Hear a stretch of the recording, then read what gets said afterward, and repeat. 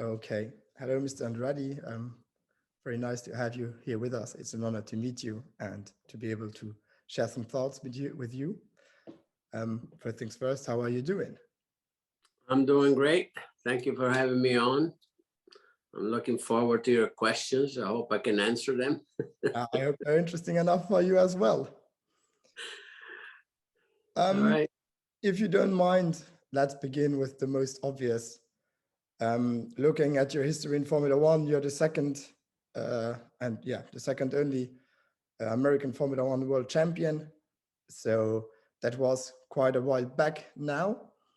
But seeing how Formula One is developing in the United States right now, especially with Liberty Media, what do you make of the impact Formula One is progressively getting in the States?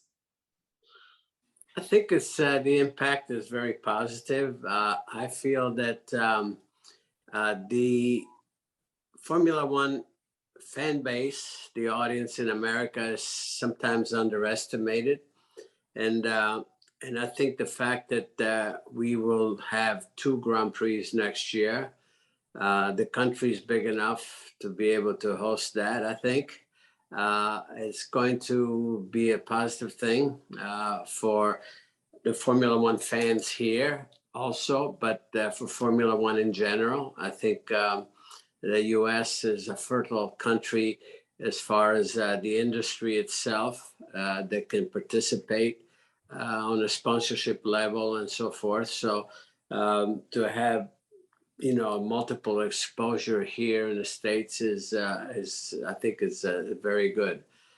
So as a Formula One fan myself, I really welcome that personally. The fact that we will have one race in May and the other one in October, I think again they're spaced enough far apart that it's that in itself I think is positive. So yeah, all good, I think. On a similar topic, do you feel that there's different vibe belonging and regarding Formula One since the Liberty Media takeover, or has it always been this important, or do you think it's mainly the Netflix series that made it even more growing and growing? Well, okay. First of all, I think with Liberty Media taking over, I think maybe it was timely to take over from what Bernie Ecclestone had created up to that point, which is fantastic. And to see that Liberty Media saw tremendous value in being involved. And the Netflix series, I think, exposed Formula One in a way that in depth, where the general public they usually don't have the opportunity to know what's happening behind the scenes, and that became, I think, very valuable in so many fronts, because many fans are really interested in the technical side and everything that it takes, to field the team. There's a lot of pain, a lot of rewards, a lot of everything, emotions, and I think illustrated the way Netflix did in their series. I think for sure very valuable. Certainly from the feedback that I've been getting, from a lot of people. Have you seen this? Have you seen that? Well, yes, I'm familiar with all of those things, and but I could see that there was a lot of people just felt I know more now. Now I understand, and that's all good. So yeah, here again another positive aspect. Would you wish a similar documentation or docu-series for IndyCar? I think it's been considered. Quite honestly, I've seen some movement, some conversation about it, and as you could see that they see the value, and I think you will see something like that. I'm not surprised at all if something like that is already in the works.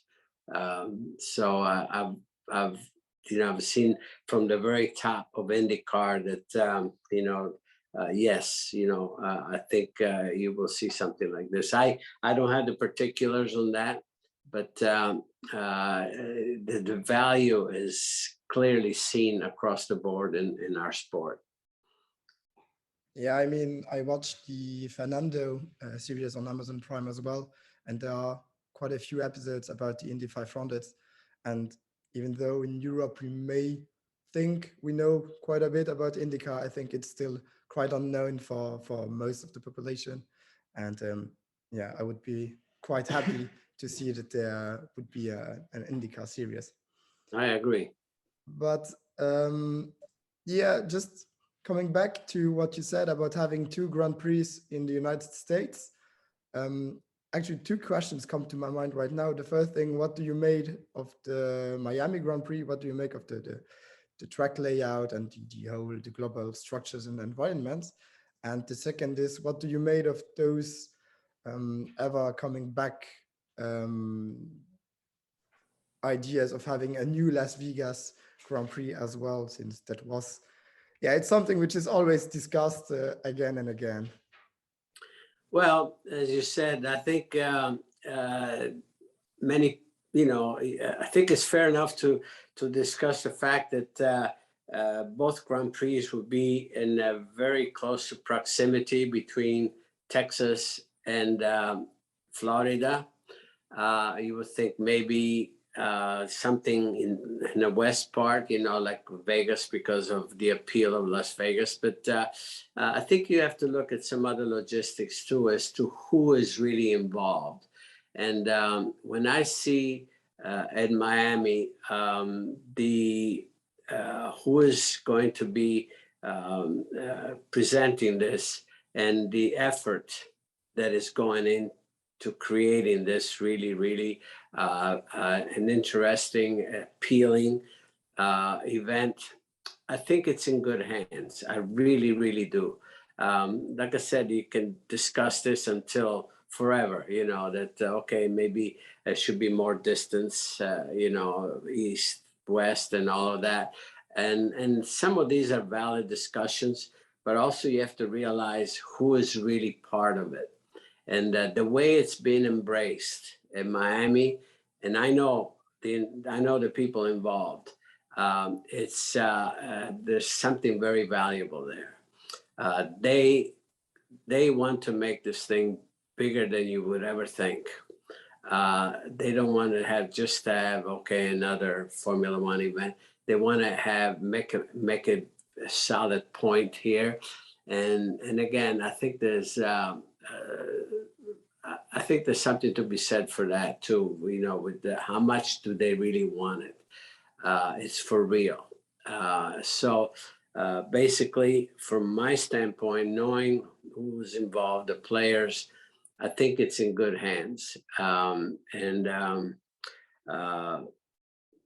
far as, no one will ever, doubt the fact that Las Vegas, for instance, could be a good attraction for all we know about Las Vegas. But having said that, I think we'll be okay with Miami, quite honestly. If I remember correctly, you also participated in the Grand Prix in Las Vegas, no, in '82.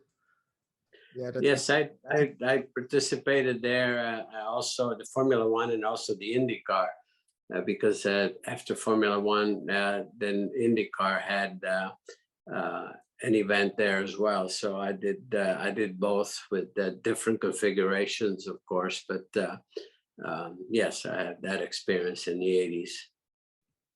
Do you have good memories about that '82 race, which is still in mind of many people, not necessarily for the best reasons, but which made it quite a memorable race?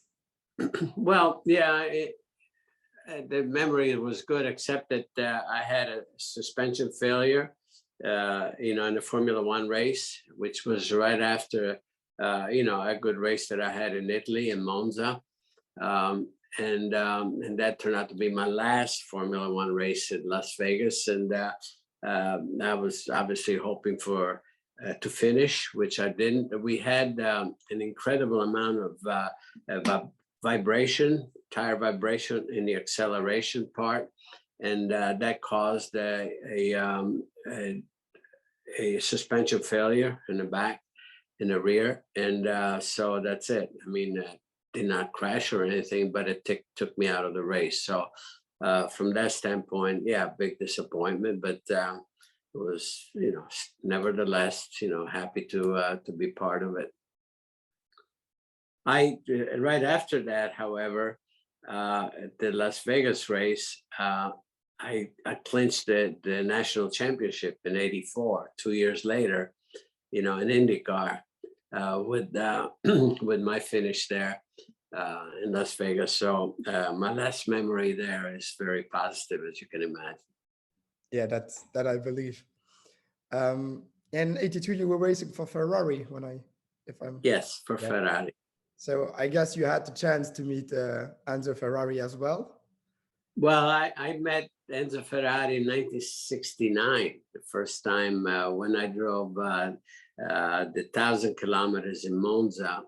I was paired with Chris Amon, and that's my very first time that I met him face to face, which was it's always a thrill.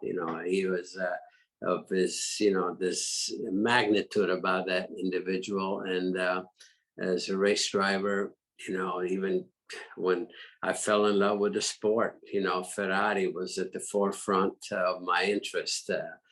That's what my fascination began, and then later on, to meet the man himself, it was just to meeting our God. Yeah, I've read Nigel Spencer's biography as well, and he wrote a whole chapter about driving for Ferrari and meeting Enzo. And yeah, he said that the whole vibe, the whole structure, the whole atmosphere is particular and it's not comparable to anything else. I agree 100%. I mean, here's the thing: when you love the sport, when the way I did, and then meeting someone like him, the meaning that he had in the sport, and having the opportunity then to drive and win for him, yes, it's the ultimate satisfaction, trust me. Yeah, I trust you. I think there are not many things which are quite more everlasting and strong in that sense. Yeah, more meaningful, yes. Talking about other teams, there's actually one American team on the grid in Formula One this year, even though it's the most Russian of the teams. How is your relationship with Haas? Do you have any contact, or did you have any contact with Gene Haas?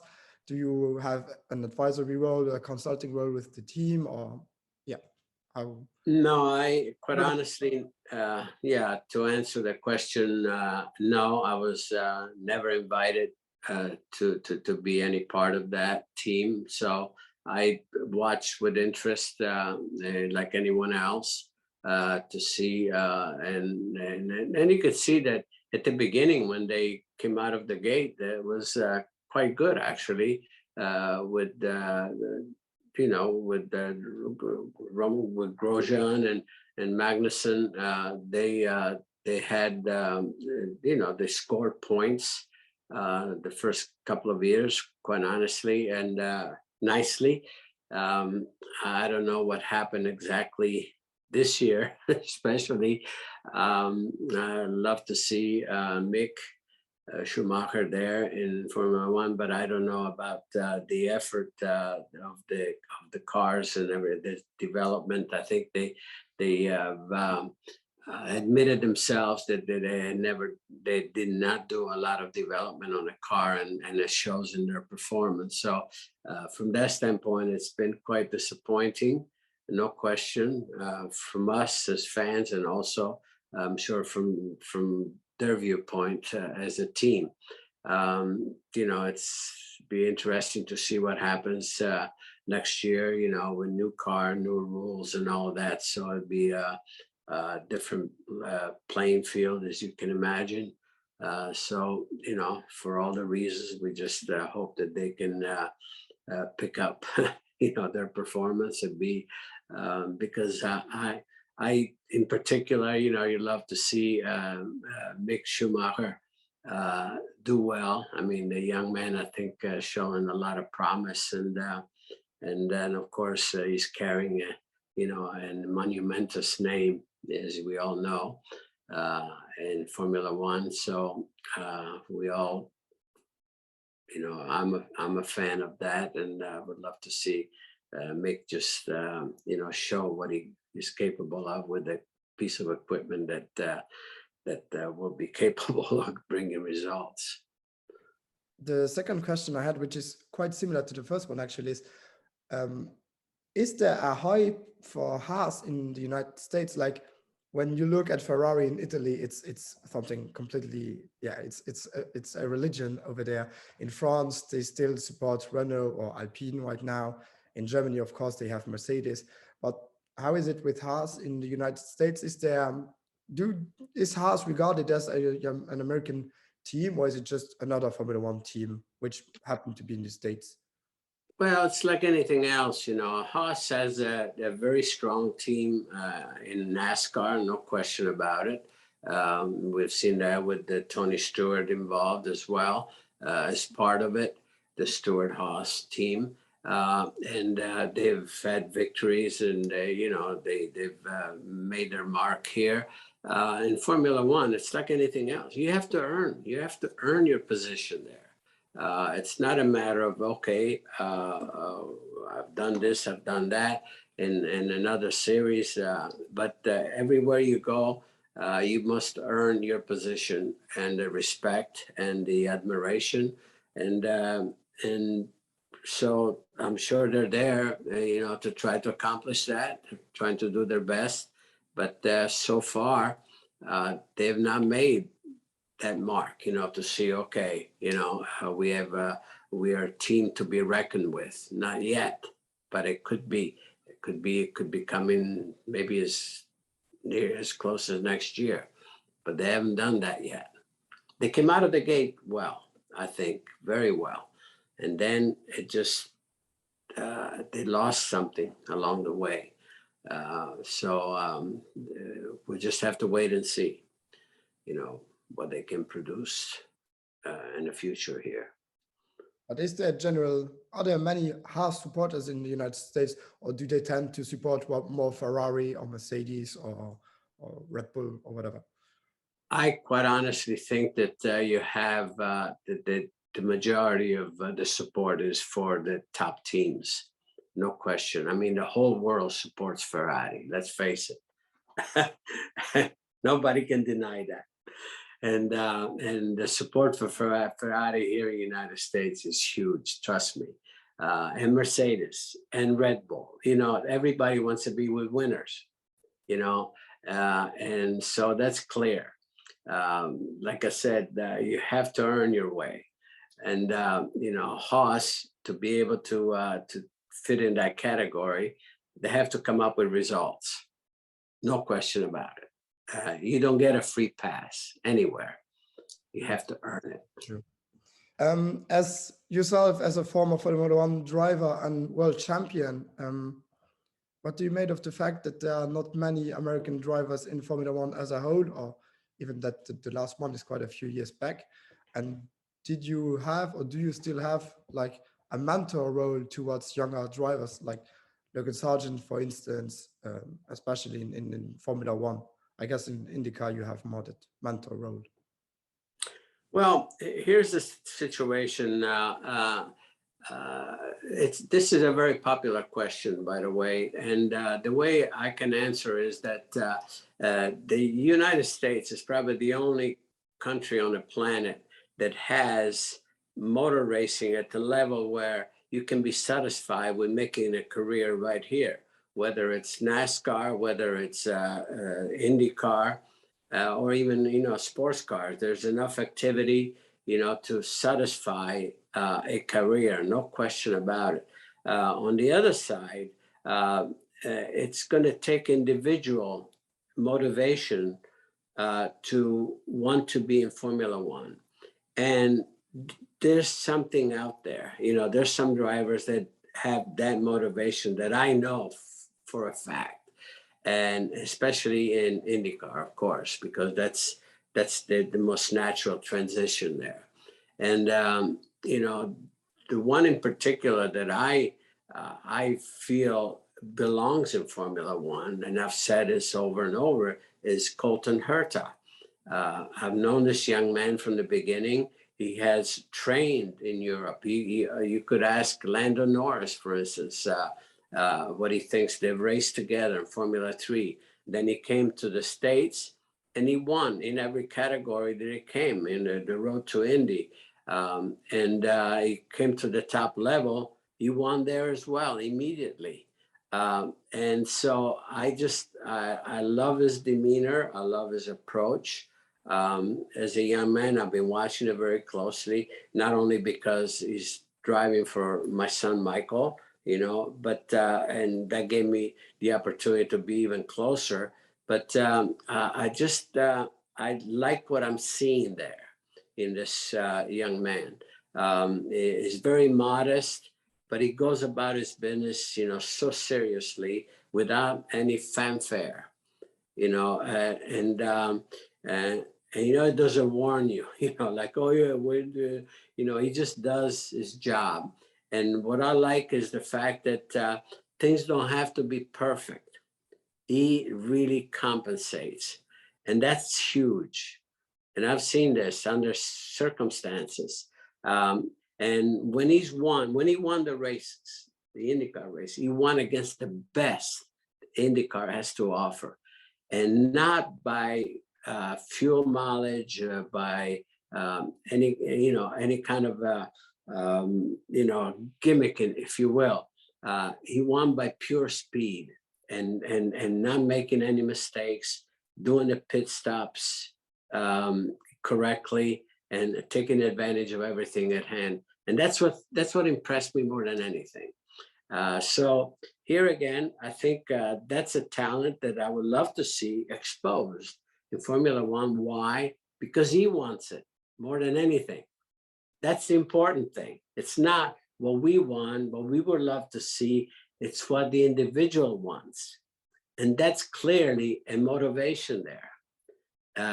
I've spoken with, that's what he wants. Somewhere in his career, that's what he wants. He wants to be able to show, and, you know, hopefully with a team that would give him those opportunities. So it'd be interesting to see if that develops. It can develop into a reality. But if I were to really encourage someone, you know, to look at this young man, yes, all day. It's yeah, I've not known him so well, and of course I do not know him so well as you do, but I knew that he was one too much for the future. But yeah, after what you said, it's difficult not to consider him as one of the brightest stars in the years to come in motorsport in general. And even particularly the fact that when you said that he wants to go to Formula One, that's really interesting, because there are often discussions about who Formula One teams should pick for diverse reasons. But it's good to know that sometimes the drivers can also express themselves and say, I want to, and that there are some people still listening to the personal side of things. Can I have a slightly more touchy question? Can I ask you? Sure. Since you mentioned your son Michael and his team and Colton, are there the rumors going around about talking to Sauber to buy the team? Is there anything? Yeah, is it true? Is there something, or is it just rumors? Well, the only thing I can say is that Michael, my son, is very ambitious, and he's been looking at opportunities in Formula One, not just now, for the last couple of years. And he's speaking to teams, and he wants to expand himself, you know, his involvement. And but I'm not a spokesman, you know, and he will be the one to answer those questions, quite honestly. But there's no secret in the fact that he is definitely wanting to expand, his horizons. And Formula One is definitely one of the disciplines that is part of his ambition. So whether that will happen soon or not is wait to be. We have to wait to be seen. But like I said, he's the one that can answer those questions. Thank you for your very honest answer. Yeah, and the Andretti team is also involved in Formula E. What do you think about Formula E, since it's motorsport in a certain sense, but it's rather, it's very different to what you used to race in Formula One, NASCAR, sports car, and it's a different branch. So what do you make of Formula E? What do you think of Formula E's future, or at least the near future?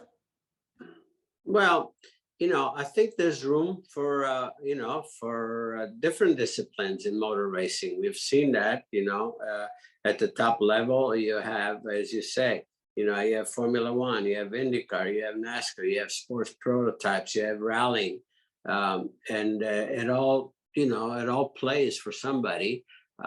Formula E, again, it's another division, something that was started just recently. And it appeals to a segment of our racing fans, and I'll be very honest, and Michael even knows, that I know he's involved, and it does not appeal to me very much, and I'll say it. But that doesn't mean that a lot of other people just enjoy that. So we'll leave it at that. I think I'm all for technology, future technology, and so forth. I'm just that I look at different aspects of what creates a spectacle, and I think part of the spectacle in motorsports is the engines, the noise of the engines. You cannot say that doesn't have any value, because you can be on the other side of the grandstands and a racing car with an engine screaming at that 15,000 RPM. You want to see it. And that when an electric car goes by, well, okay, it's like a toothbrush, so electric toothbrush. So that's my take of it, and we'll leave it there, I think. Yeah, I can agree with you as well there, but yeah, thanks for the laugh. Thank you. Since we talked about ambition, if I'm not mistaken, your grandchild is actually also a racing driver, no? He's continuing the Andretti racing heritage. Yes, no question. Marco is, I don't know why, but it's a very personal thing. He's taking somewhat of a pause on it. And again, this is something very personal on his side. He would have to give you the reason why. I don't, necessarily agree with that. But that's, every individual have their own reasons for doing what they're doing. Marco, I think he, in my own mind, he has the talent, the capability of doing great things. He has shown moments of brilliance. And I don't know, I have to be inside of his head to see whether he really enjoys what he's doing, and he's the only one that can answer that. I know the love that I have for driving, I will measure that against anybody on this planet, because I live and breathe that. I always did, I always will. And so I don't know if anybody can equal that. So maybe I would expect too much from anybody when I measure myself as far as the desire and love of driving a racing car. So there's certain things I cannot explain in my head as to what some people, why are they doing certain things. So this falls into the category of Marco. He has the opportunity, you know, to be driving an IndyCar, but he decided to step back and reconsider his situation. But that's a very personal thing. Yeah, talking, if you continue a bit on that line about pilots in IndyCar, Grosjean is also driving for your son, if I'm, yeah. Have you spoken to him, or are you in regular exchange? Have you talked about the direction Formula One went to and is currently taking, and yeah. Well, I can't say that I've spoken, you know, at length in any way with Roman. I've known Roman, of course. You know, I presented him with a trophy at podium at the first race in at Coda, you know, in Austin a few years ago. So, but I follow. I mean, I know that his capability, and he found happy times in IndyCar because of the characteristic of the series, which is basically a spec series. You know, most of everyone have, you know, basically the same car. So talent has the opportunity to show much easier than Formula One. You know, let's face it, Formula One, unless you're with the top 3 teams, which has been historically the same always, it's very difficult to really know whether you're capable of winning or not. You know, we've seen George Russell, for instance, as recent as we have, you know, and when he substituted, you know, for Lewis and in Bahrain, all of a sudden he was with a potentially winning car, and I think, except for some strategy, he could have won that race. You know, now in the Williams at the moment, he could have never expressed himself that way. You know, so in IndyCar, you have that opportunity because everybody's driving a Mercedes, you know, basically. So, and he was able to show, you know, some of what he's capable of. A lot remains to be seen how he will adapt to ovals and so forth. You know, the IndyCar series is a very versatile series, as we know. There are many street races, many Monte Carlos. There are three, 4 Monte Carlos in the, you know, an IndyCar, and then the regular road courses. And then, of course, you have the short oval, you have the super speedways. There's a lot of things to adapt to and learn. We will see again, you know, the jury is still out as to how he can do in those situations. But the sponsor, DHL, expressed themselves to Michael. They wanted Grosjean for many reasons, the international aspect and so forth, and that's it. He's there. So I think you know, Michael would provide him with the best he can, you know, the best opportunity, you know, on the team, and then we'll see what happens. It's going to be very interesting, and that's part of what makes everything, you know, what you look as a fan, what you look forward to, you know, to see, okay, how will he do? How, you know, and yeah, it's all positive with things for us to be looking forward for next year. Yeah, again, thanks for your honest answer. I didn't know about DHL, so that's something I learned today. Yes. On a slightly lighter note, to level it a little bit more, I have 2 questions. If there was one Formula One driver from the current grid you could take over to drive in IndyCar, which one would you take and why?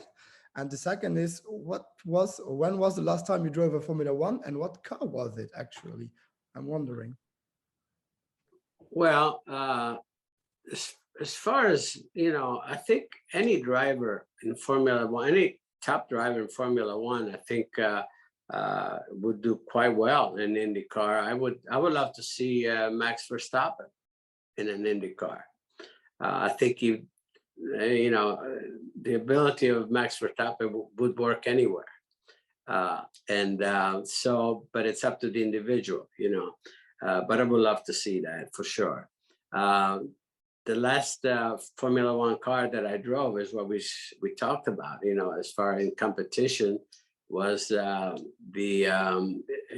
Ferrari, you know, in 1982. I think I might get a chance to be in a Formula One car sometime. I'm speaking with Zach Brown, and you know, I said it's part of my bucket list. You know, whether that will become a reality next year or not, we'll see. But yeah, I'm always hoping. You know, I'm always open. That's yeah. I'm really looking forward to see you in a McLaren then. But since 1982, haven't you driven any Formula One? Like, did a newer generation of Formula One? That's quite astonishing. Well, no, not a new generation. No, I have not. No. That's quite astonishing. I would have thought that you drove at least one or two just to see how they evolved and how it is compared to your time. I'm ready if they offer it. I would give you one, but I can't. So sorry for that. Yeah, I would like to talk a bit about NASCAR, if that's all right for you. Sure.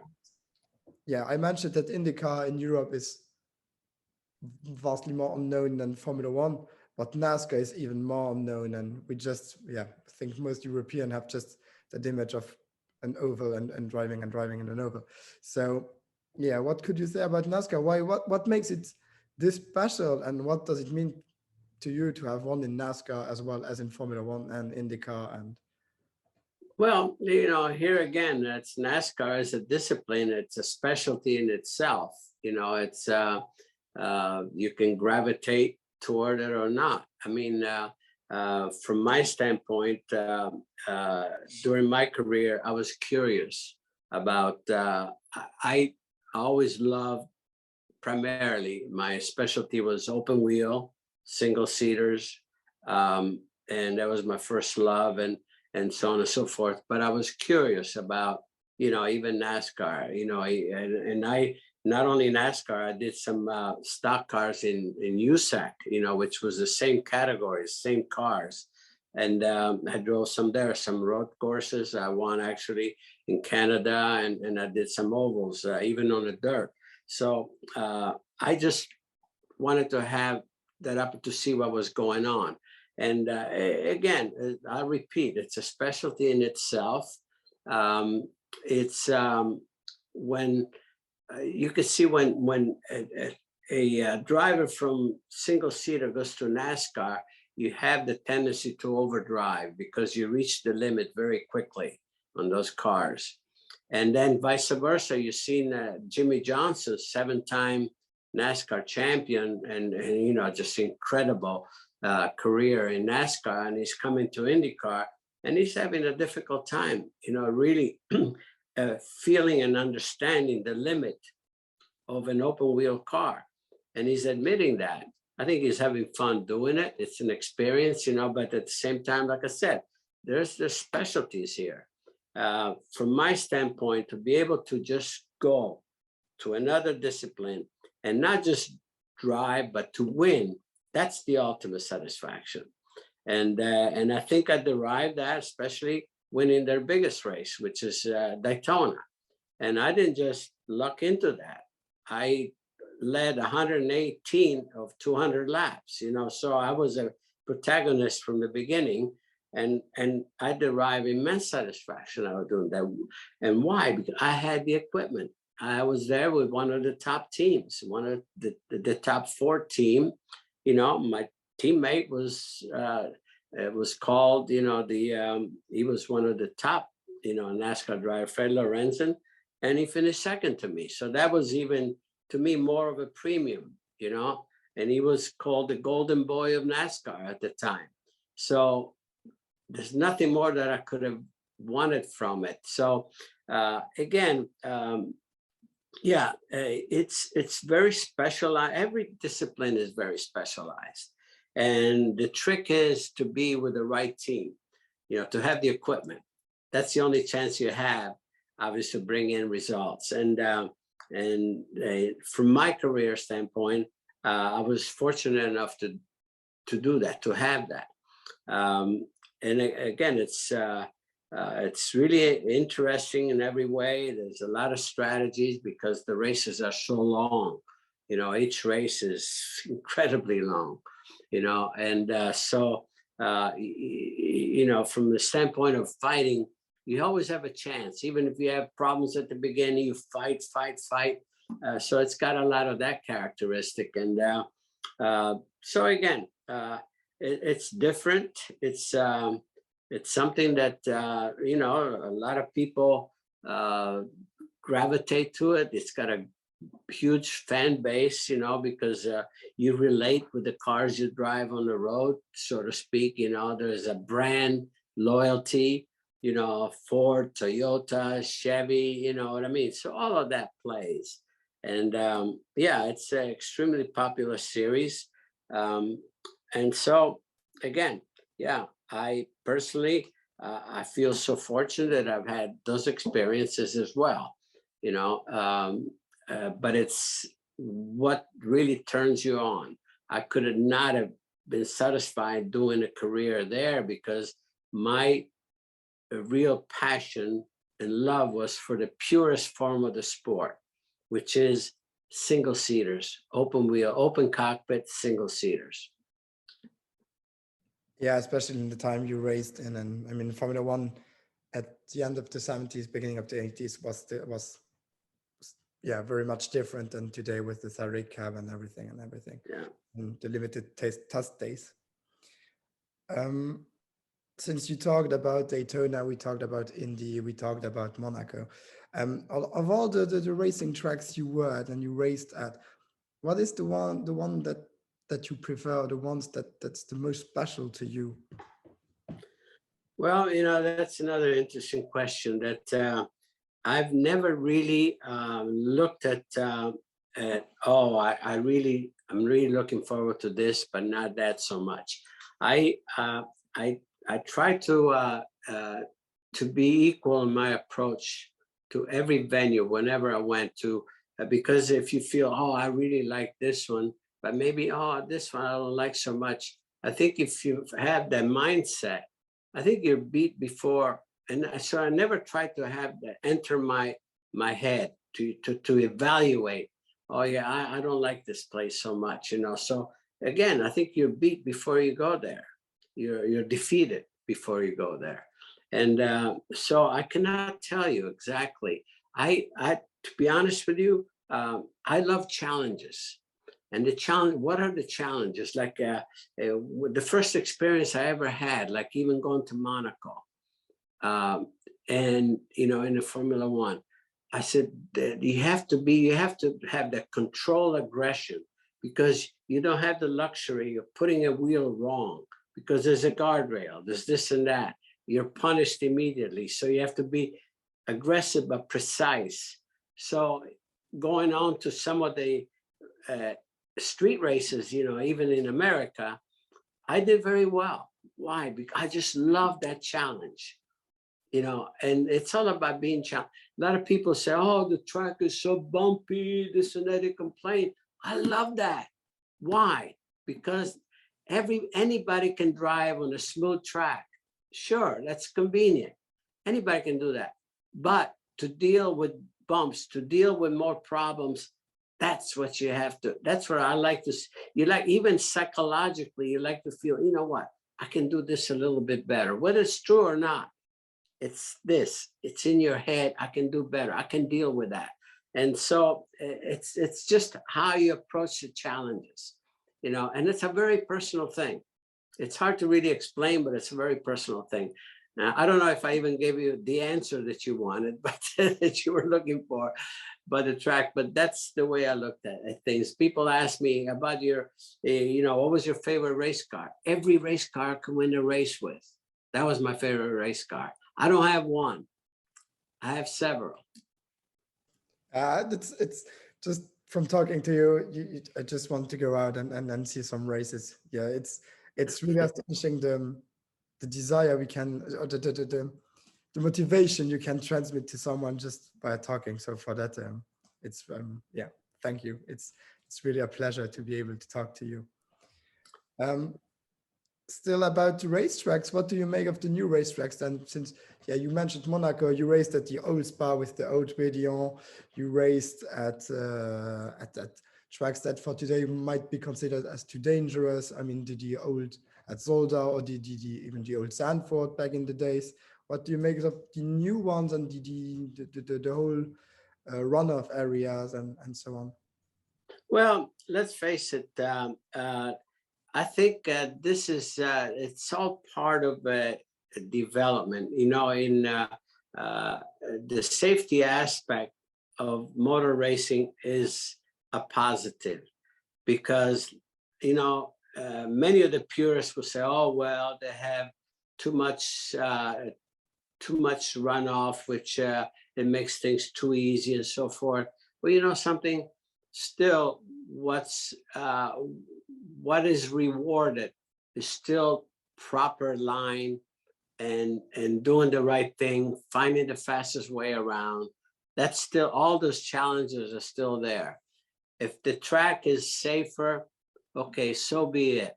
That means that if you make a mistake, maybe you're not going to crash, you can rejoin, you know, the race and so on and so forth. And I was always a proponent of safety from the very beginning. Trust me, that's how the GPDA was founded. And again, it doesn't take away from the ultimate skill to actually win, to bring in the result, not at all.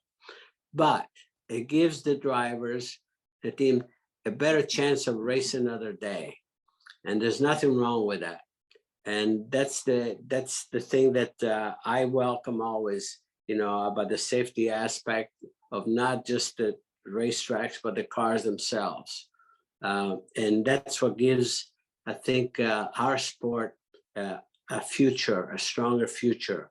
You know, you have to, here's the way I always looked at it. The biggest negative in our sport was the fatalities over the years. And as the sport became more and more commercial, industry, sponsors that want to join the team, spend millions of dollars to be part of a team. They don't want to go to funerals. They want to celebrate. And that's the positive side. And our sport is very commercial. We don't exist without that aspect. So the safety is a positive. It's something that is to be expected. It's the evolution of our sport. And I embrace that. I embrace that because it takes nothing away from the ability of the drivers to ultimately give you, you know, the best performance. I think it forgives some of the mistakes, which is fair enough. Fair enough. It's really interesting because when you listen to some people, maybe not the most intelligent ones, but there are many people complaining about the fact that the runners make drivers, they can do mistakes which they won't be allowed to do if there was grass or gravels or so on. But on the other side, knowing that there is one of those areas, you can maybe go and search for that 1 or 2% more because you know you can go once out of the track and you won't be hurt. So I think it's not all negative, like you said, and safety is still the most aspect of the sport. Absolutely. Just one question which came to mind when you talked about all the racing cars you drove. Do you have racing cars at your home? Like, were you given some cars as a present? You know, it's an interesting question actually, because I could have had so many race cars, even starting with the very first Formula One car that I won in South Africa in 1971. Ferrari offered me that because he wanted to hire me, you know, to drive at that time, and I could not do it because of my contracts. But you know, instead, I asked her, I said, I want a road car. I want a Daytona sports car for the road. And again, I could have my world championship car by the asking. Ronnie Peterson had one of the test cars in his home in Chelsea, in London, upside down in his you know, in his, I don't know if it was the dining room or and I never asked for it. The only car that I have, Constantine, is the Florentine, is the last car that I drove in 1994, Laguna Seca. At the end of the race, I said, don't touch the car. Just, I would like to have it as it is, dirty and everything. Instead, they race prepared it and sent it to me. It's still in my garage. You know, that's the only race car that I have. And again, you know, but I could have had some of the others, very meaningful ones, just for the asking. And I was always too busy and never thought about it. And I think it was stupid on my part, but nevertheless, that's it. I only have one. That would have been quite a garage then.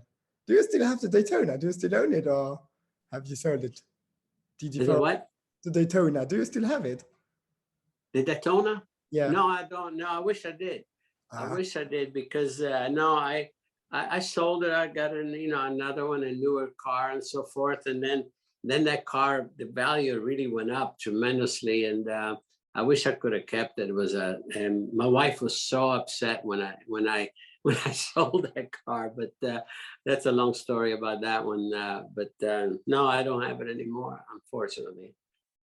And it's funny that you mentioned the fact that you wanted to have your NASCAR with dirt and everything, because there's one story about one of the Schumacher cars in Cologne, which still had, it was in the museum, and it still had the tire marks from the collision with Damon Hill in 1994. And well, yeah, that's the way to do it, yeah. And they engaged someone to wash the car, to just wash the whole surface. And yeah, he wanted to do things good, and he washed the car as well. And so he just washed away the tire tracks in the car, which were, yeah, those are quite historical by now. And yeah, it's a fun story.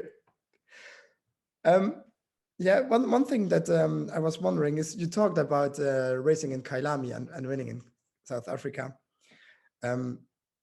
What do you make of Kyalami as a racetrack? Would you like to see it back on the Formula One calendar? Or is there maybe another African track? Or would you like to see Africa as a whole back on the calendar? And is there one track you would like to see in particular? I think Africa as a continent, yes, should have a Formula One race, no question. And the Kyalami, South Africa has a very wealthy history of the sport. I raced at Kyalami, several times, and I think I had a fantastic race in sports cars there with Jackie Eakes, the 9 hour of Kyalami. I think it was 72, where we lost, I think it was 23 or 25 minutes after the beginning. I started, we had a fuel pump issue, and I was on pole, and then it was stopped, and we had to change. And we drove like crazy, for 9, and we finished second. We finished second to our sister car. And it was one of the most satisfying races of my career, because it rained as well, which helped, tremendously. And then when they put the two cars side by side, the car that won, which was our sister car, Ferrari, and ours looked like it did the Paris-Dakar race. The car, I mean, it was like, look, destroyed, because we just, boom, I mean, we just had contact, we had everything. But it was amazing. So I knew I did a lot of testing at Kyalami, because that was always for few years, it was the first race of the season, and we would go there ahead of time and test for 3, 4, 5 days in preparation for the Grand Prix. And so especially at the beginning of the season, you always had new equipment and so forth. So yeah, I loved being down there, and there was so much to do too. Then you have a few days off, you go to Cape Town, and I have great memories of South Africa with the time that I had to spend there. Yeah, Kyalami is from a historical standpoint, it's really an important track because, yeah, the events there made history. Were you there in '82 when the strike took place? Was it '82? I guess. 82, actually, in 82, I was back in IndyCars. And you came, yeah, you came I after. was out of Formula One Yeah, that season, and then I just did that 2 races in the end of the season that I was asked because of, it was a terrible year for Ferrari, when they lost Gilles Villeneuve and then Didier Pironi. And that's who I substituted, actually, Didier Pironi in Monza and Las Vegas, But like I said, it was, it was a very, terrible year for Ferrari. Yeah. But on in that respect. the lighter note, I would really like to talk to Jackie X once if I have the occasion, and then I could ask him about the race you mentioned, Thailand, and see how he reflects about it and how he thinks about it. That would be quite interesting. Yeah, it would be actually. Yeah. I know what I have to do now. I have to somehow get to Jackie. Yeah, just coming back to Formula One. Again, 2 questions. The first one is quite straightforward in a certain sense. What do you make of the grid right now, and what driver do you think have the brightest future, or who would you bet on? And the second question is, what do you make of the new regulation, the new car going towards 2022, and the new engine regulation in 2025? Thanks. Well, first of all, as far as the grid today, it's I think this year so far has been very interesting. Anyone obviously would agree with that. With Lewis Hamilton and Mercedes being honestly challenged by Red Bull. It was great to see the resurgence of McClaren, with the 1-2 at Monza, which was amazing, under different circumstances, but nevertheless, McClaren as a brand has done so much in Formula One, and to see them resurge is also something very positive. As far as the championship, I think it's still wide open. There's 6 races, there's a lot of races left, and each one becomes that much more important, obviously.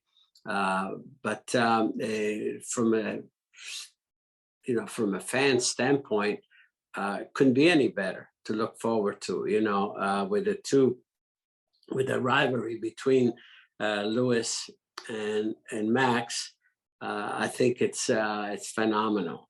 No question. I think there's no question in my mind that Max, whether he accomplishes that this year or not, he's a future world champion. No question about it. And that's beautiful to see. So again, a lot of good things happening. There's a lot of new talent, good talents out there. I think I was been impressed the whole season with Gasly. His performance in the AlphaTauri, I think, has been really something that deserved notice. He's always there, and again, overall, the future is interesting and it's bright. As far as the new rules, it's going to be interesting beginning next year with the cap,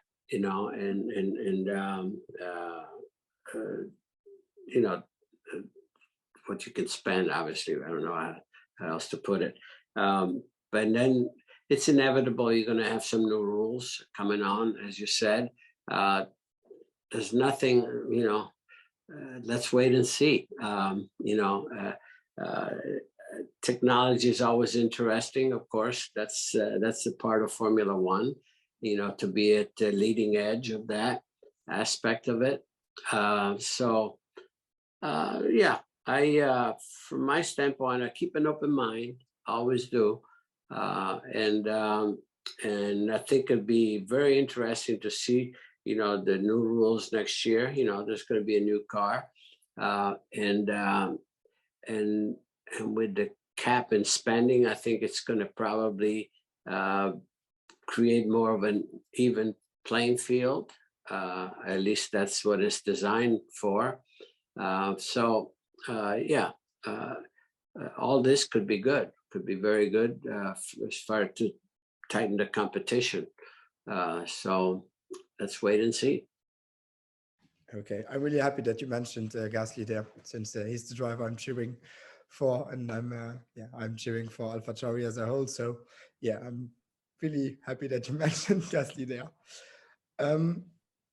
What do you make of a 23 race calendar? Don't you think it's too much just for one single season, especially since it's short and it just goes from mid-March to beginning of December, I think. So it looks like it looks like they're looking at 24 races actually the year after. But it's for us, it's wonderful. For the fans, the more the merrier, because of the logistics of moving the team from continent to continent. That's the issue, and the amount of work, the stress that it puts on the team, on the mechanics, and all of that. I mean, it's beyond belief. So for the season, you only have one life. That's it. You have no time to breathe or do anything else. So it's a big task for the teams, no question. And I can understand that some are not really embracing that, with a lot of enthusiasm. But nevertheless, that's what it is. But it's a big challenge for sure for the teams. I love it, but I feel bad for the teams to something. I get what you mean. From the human standpoint, it's you have to really love your work, and I think psychology speaking, it's going to be really difficult for many teams.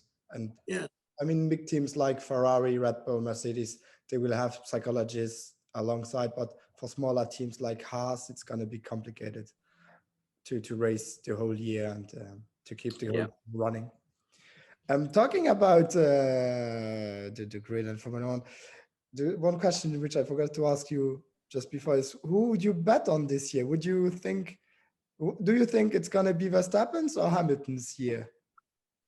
I think that's an open question there. I mean, I think it's impossible to predict, in my opinion. We have seen that they're really into each other.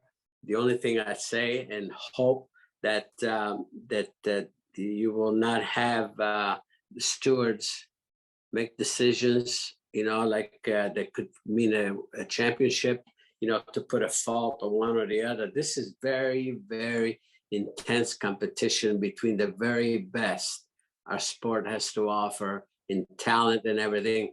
Don't go out there and start judging. It's his fault. Motor racing is a very intense and sometimes violent sport. And at this level, don't try to be judging just like it's a school, racing school. This is my big pet peeve that I have, with some of the decisions that are made about penalties. And we're all, and unless something is really flagrant on a safety side, where you can clearly see that it was done on purpose, then of course you need to penalize. Of course you need to have discipline there. But between intensive driving, when you're wheel to wheel, if one touches the other and so forth, don't try to put fault on this one or that one. Let them race. I mean, this is at the highest level. I cannot emphasize enough how important this is, to let them race. Amen. Thank you. Amen to that. Since you talked about Zach Brown and maybe trying to drive a Formula One car next year, do you have any links to the current McLaren team in Formula One as a whole, or is it just McLaren as a brand? I'm very, we're very good friends with Zach Brown, no question. I've known him for quite some time, and I think he's done a very, very, very good job in bringing McClaren back into the spotlight. But he's a good man, and we talk, we kid around. I just keep nudging him, and who knows? I know it's a very expensive proposition and everything, but you never know. I just keep my hopes alive. That's all. So it's mainly a friendship between you and Zach Brown, not you. It's not a role you have for McLaren, or you are not closer to the Formula One team as a whole, per se. Not in that respect. I mean, not in that respect. I mean, the fact that he's a McLaren is also in IndyCar as well, so we see each other a lot, and we talk a lot, and all that. I have, we have that relationship. Yeah, we're definitely good friends and so forth. It's nothing formal, but it's a good friendship. Yeah, which interests me right now is, since you mentioned that you mentioned McLaren in IndyCar, did you have the opportunity to talk to Fernando Alonso a few years back when he drove for the first time or the second time in the Oh, absolutely, absolutely. Yeah, I was there. I was even there when the first experience that he had when he came to Indy for the first test, the first stride that he had. I was there, and I know that my grandson, actually Marco, went out and did some initial laps, make sure the car was balanced properly and everything, and before Fernando went in it. And the thing that impressed me, yes, I had a lot of conversation with Fernando. We would have dinners together during the month, because you're there for a long time. Indy is an event. It's the only race at that level that has the luxury of having so much practice. You have an entire week before qualifying, and you have 6-7 hours a day, unless it rains. So it gives you the opportunity to really become very familiar. And what impressed me about Fernando while we're speaking is the fact that he would be in a simulator in the morning for at least 2 hours, 2.5 hours before he come to the track. And he was there not to just race, like I've always done personally. That's where I could see some in myself, to go to another discipline. He was not happy just to get right. He wanted to win. And I think, quite honestly, there was some capability there. He had some, unfortunately, some bad luck with the engine, which he kept criticizing Honda in Formula One. And it's the Honda engine that let him down there, unfortunately. But he was in a position to potentially win that race. And I have so much respect and admiration for that, because he worked very hard, very diligently to accomplish that. And that was a thing of beauty to watch, quite honestly. Is he one of the drivers that impressed you the most over your career, or the second part of your career, from his racing pedigree and the fighter pilot and racing mentality he has? Or are there any other pilots you encountered which are similar, like this? Well, yeah, I mean, it's hard to, until you really see the situation closely. But what I saw in Fernando's effort, I saw a true professional, someone that had an objective, clear objective there. And he didn't, like I said, not to waste his time. I think he came there to a good team, to Michael. Michael gave him a lot of opportunity, because every single day after practice, they sit down on a debriefing, all of the four, but at that time he had 5 teams running. They got 5 engineers, 5 drivers, all discussing the day, what they've tried, this and that. That's a wealth of information. And he was absorbing all this.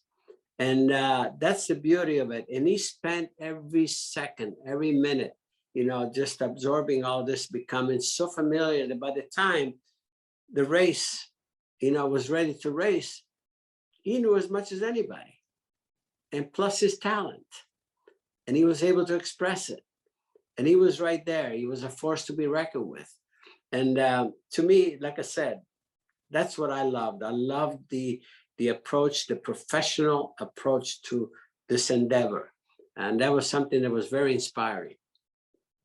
Yeah, yeah, he had his fair share of bad luck during the Indy 500, but Yeah.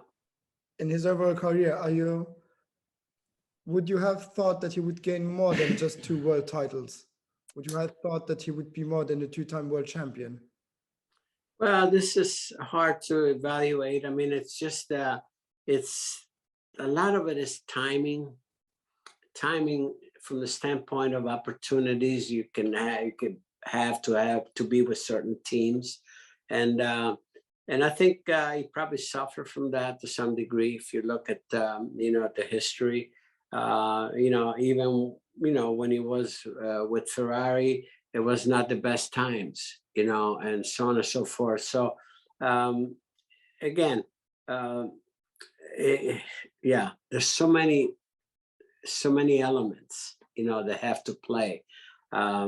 Him, just even looking back, and even from an expert standpoint, that you try to evaluate, he was away basically from Formula One, for two seasons. You figure, well, he will be detached. Look, he's right back into the thick of things. So there's something to be said for his ability, his talent, his desire at this stage of his career.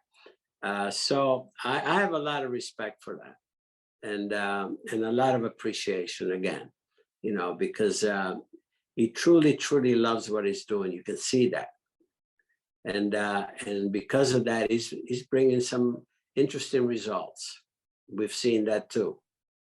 Yeah, and that's his longevity too. Just being 40 years old and still having that winter, that desire to win. It's really absolutely. It's very fresh. Yeah, that desire seems to be very fresh, which is great. Like he's 22 again and racing for Renault in 2005. Yeah.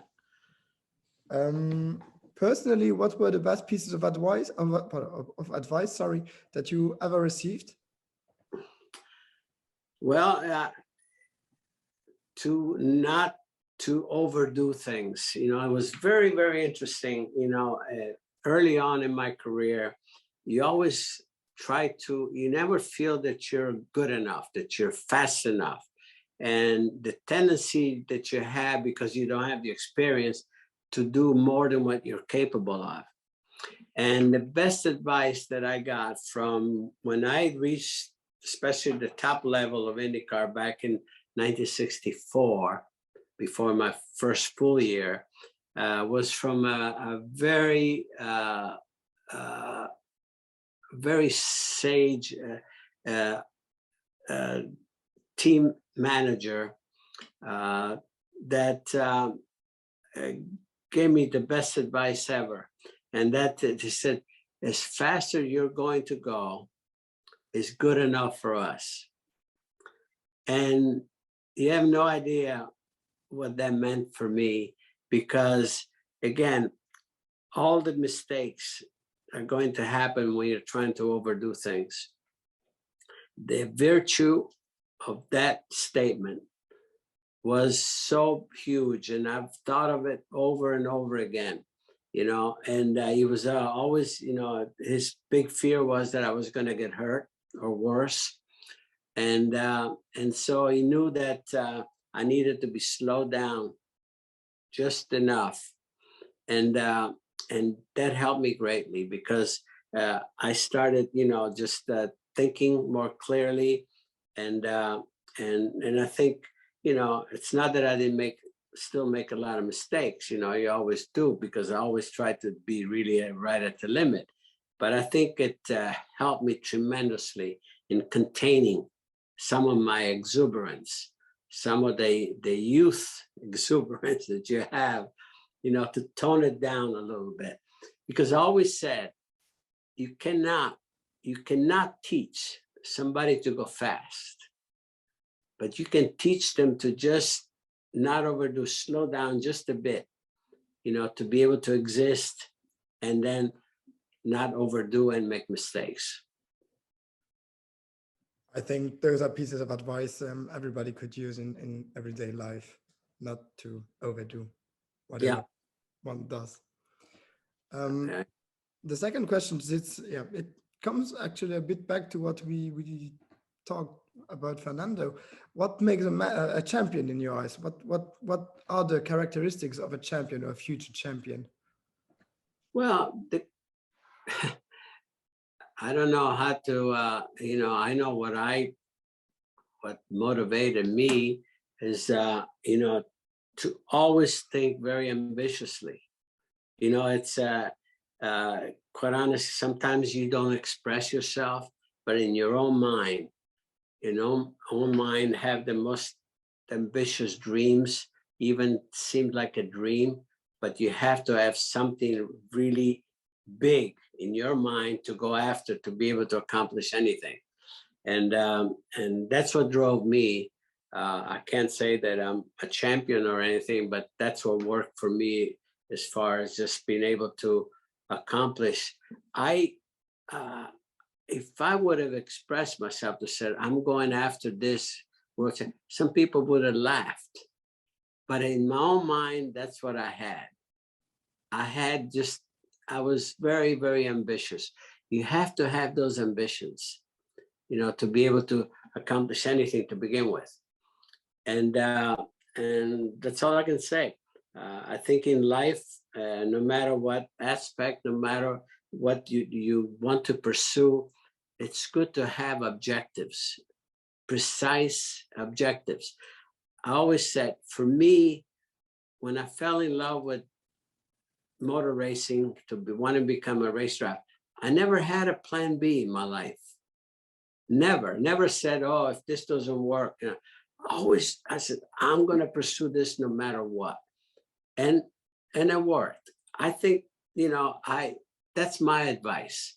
If you really have a very clear objective of what you want to do in your career, just do it. Just pursue that no matter what. And I guarantee you that you have the best chance of succeeding. The last question is, we also talked about that a bit earlier. What do you hope to pass on to younger generation? What advice could you give younger generation drivers? Well, basically what I said, what I talked about, you know, it's again, always I write even to some of the young lads, follow your dreams. That's the main thing. As long as you know what you want, what really excites you, what would satisfy you, that's what you need to pursue. And that's it. And you know, it's never going to be easy. Trust me, there's always going to be some bumps on the road and so forth, but so be it. That's what makes things that much worthwhile. But never give up on your dreams. That's all I can say.